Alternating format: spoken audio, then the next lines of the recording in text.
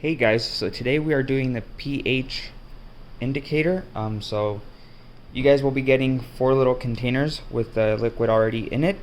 If you guys choose to make it yourselves, all you need is 2 leaves of red cabbage, 4 cups of water. You blend it together in a blender, and then you separate the big pieces, so you use a strainer to do that, and then you can just are left with this purple juice, and that's the indicator that we're going to use. You guys will already have it made, so no need to make it yourselves, but if you choose to, that's how you do it. You will also be getting baking soda and some vinegar, just so you can test 2 things out. So then you will need 2 additional liquids for you to test by yourself. You can either use something like lemon juice or something just like orange juice, so whatever you want.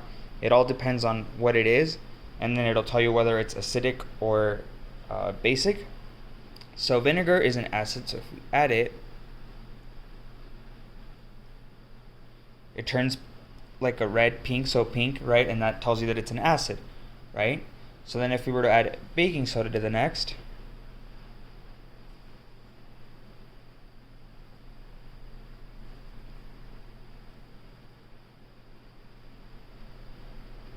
it changes to a blue, right? And now it's this one's so just as a comparison, it's always good to have one comparison so you know that it actually changed. So blue means that it's a base, and that is how you can determine which is acid and which is base.